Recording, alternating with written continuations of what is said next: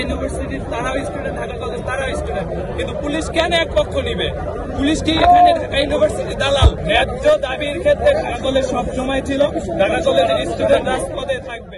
যখন Eden college বের হয়েছিল তখন তাদেরকে কিন্তু ডিস করেছে ঢাকা ইউনিভার্সিটির ছাত্ররা, তখন গান গিয়েছে এবং কথা বলেছে।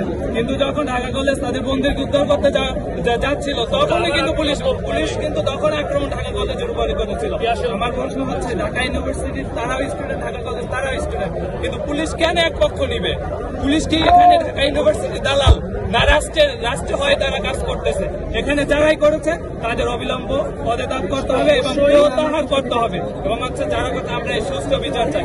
যদি আমাদের যে দাবিগুলো আজকে দেওয়া হয়েছে, যদি এই ন্যায্য দাবি যদি না মানা হয় তাহলে আমরা কঠোর থেকে কঠোর পদক্ষেপ নিতে যাব। এবং আমরা আর তো জানাই দিতে চাই, এখানে যারা আন্দোলন ছিল, আমি নিজে 24 আন্দোলন করেছি এবং আমি টানা 4 দিন মার খেয়েছি। আমি ঢাকা মেডিকেলে ছিলাম। আমি একজন আন্দোলনকারী হিসাবে, একজন যোদ্ধা হিসাবে বলতে চাই, ন্যায্য দাবির ক্ষেত্রে ঢাকা কলেজ সবসময় ছিল, ঢাকা কলেজের স্টুডেন্ট রাজপথে থাকবে।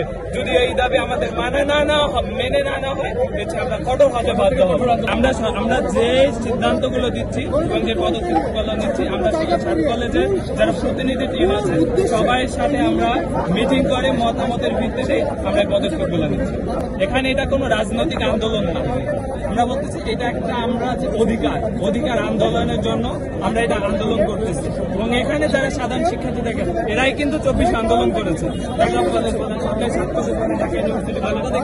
আপনারা জানেন যে এরা সরকারি,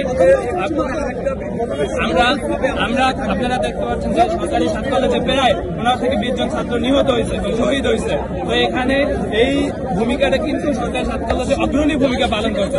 আমরা এদিকেও সচেতন আছি যেন কোনো রাজনৈতিক পার্টি আমাদের এই ন্যায্য আন্দোলনকে অন্যদিকে না নিতে পারে, দৃঢ় পক্ষে যেন শক্তি যেন এখানে প্রয়োগ না করতে পারে।